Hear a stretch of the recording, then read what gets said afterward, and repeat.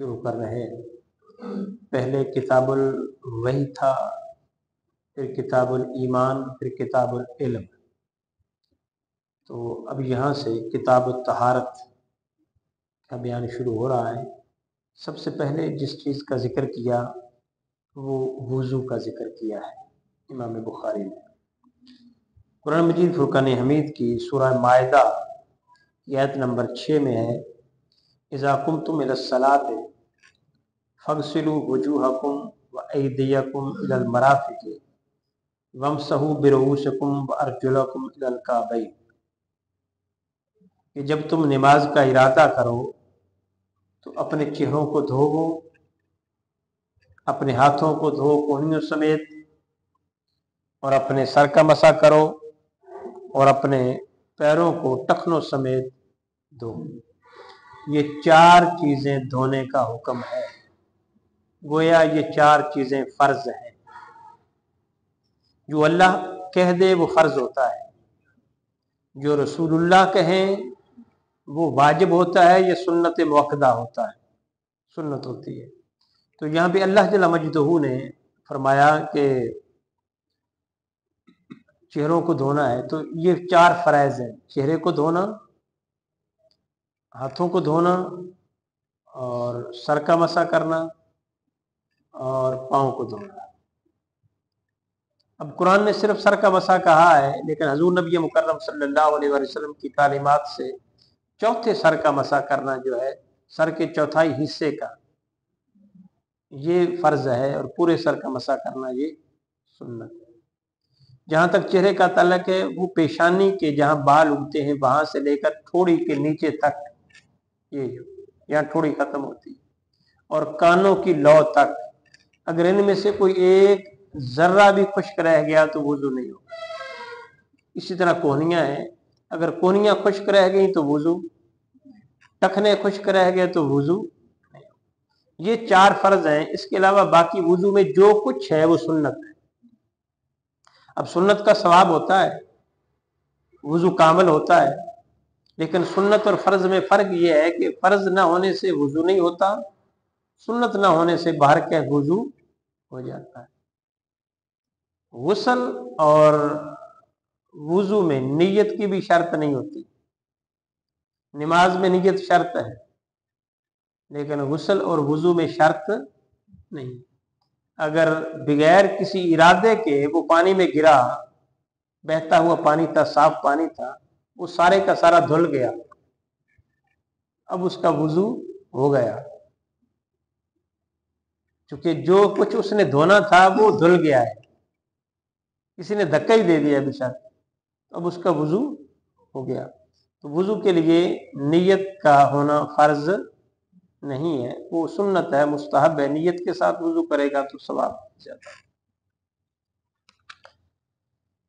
اب یہاں پہ اس حوالے سے جو پہلی حدیث ہے وہ یہ کہ امام ابو عبداللہ نے کہا ہے کہ نبی مکرم صلی اللہ علیہ وآلہ وسلم نے یہ بیان کیا ہے کہ وضو کا فرض ایک بار دھونا ہے۔ آپ نے 2 بار بھی دھویا ہے اور 3 بار بھی دھویا ہے۔ ایک بار دھونا فرض ہے، حضور نے 2 بار بھی اور 3 بار بھی، تو یہ سنت ہوگا، اور 3 بار سے زیادہ نہیں دھویا۔ اہل علم نے وضو میں 3 بار سے زیادہ دھونے کو اسراف کہا، لیکن اگر اس کو یہ یقین ہے کہ 3 بار دھونے سے میرے اعضاء صاف ہو گئے ہیں، اب اگر 3 بار سے زیادہ دھوئے گا تو وہ پانی کا ضیاع ہے، وہ اسراف ہے، اس کو مکروہ لکھا ہے۔ اور حضور کے فعل سے تجاوز کرنا یہ بھی ایک قسم کا ناپسندیدہ ہے کہ آقا علیہ الصلوۃ والسلام نے 3 بار دھویا ہے، اب اس سے کوئی زیادہ دھوئے گا تو وہ مناسب نہیں ہوگا۔ دوسری حدیث حضرت ابو ہریرہ رضی اللہ تعالیٰ عنہ سے مروی ہے، وہ کہتے ہیں کہ رسول مکرم صلی اللہ علیہ وسلم نے فرمایا، جس آدمی نے وضو توڑ دیا تو اس کی نماز اس وقت تک قبول نہیں ہوگی جب تک وہ وضو نہ کر لے۔ وضو کے توڑنے کو احدثہ کہتے ہیں، احدث۔ تو حضر موت کے ایک علاقے کا ایک شخص تھا، تو وہ کہنے لگا ابو ہریرہ حدث کیا ہے؟ वुजू कैसे टूटेगा, वुजू टूटता कैसे है?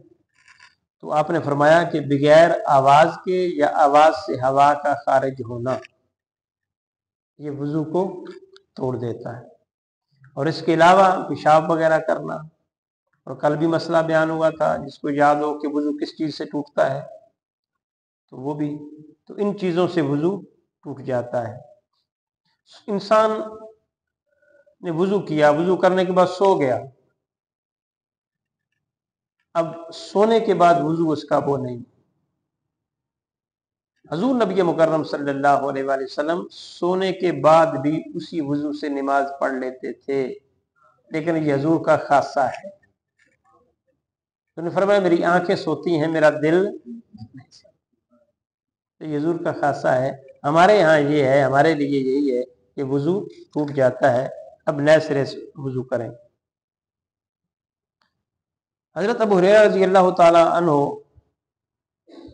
ने वुजू किया, फिर कहा कि बेशक मैंने नबी मुकर्रम को ये फरमाते हुए सुना है, बेशक मेरी उम्मत को वुजू के आसार की वजह से क़यामत के दिन पुकारा जाएगा।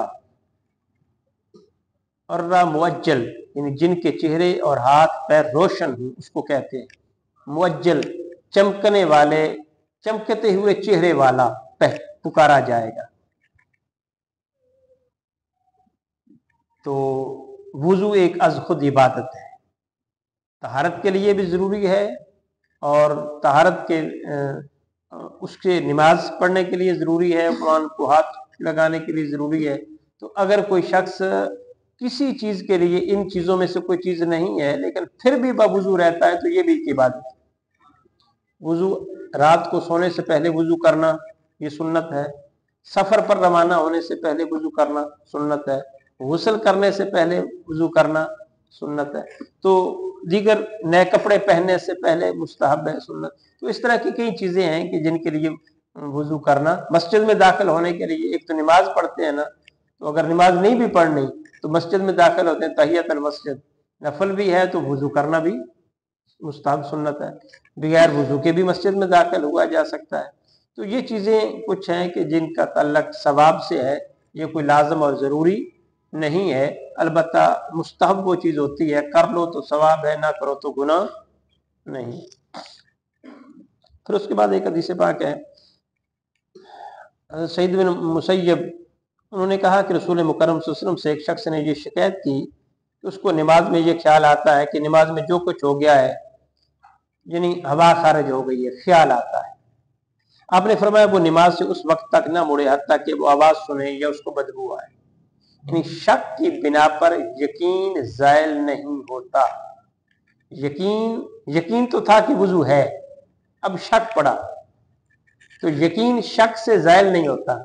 ये उसूल है फिक़ह में, यकीन जो है वो शक से ज़ायल नहीं होता जब तक दोबारा यकीन ना आ जाए कि मेरा वुजू टूट गया।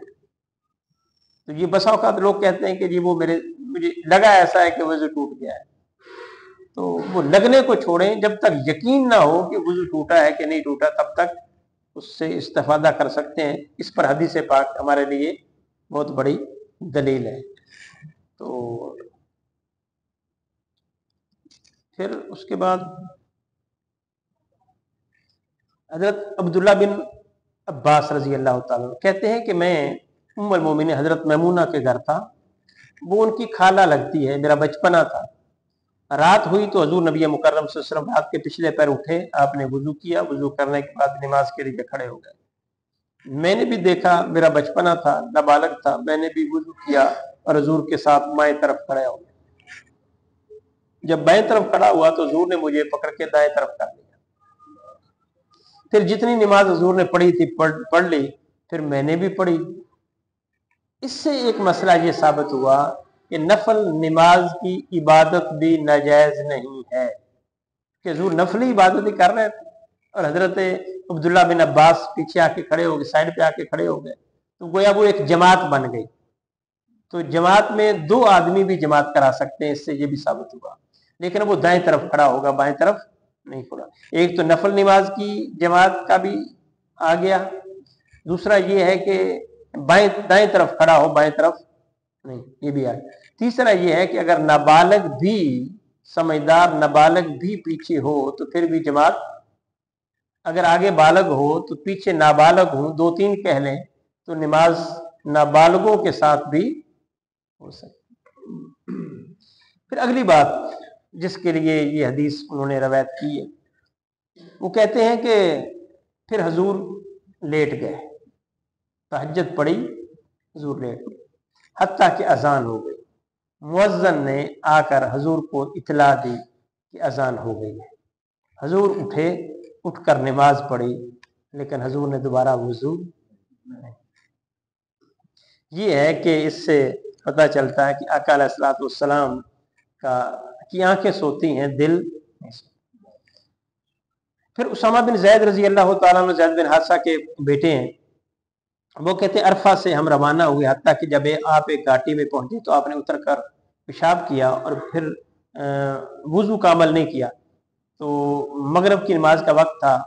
मैंने अर्ज किया, या रसूलल्लाह, नमाज याद दहानी कराए।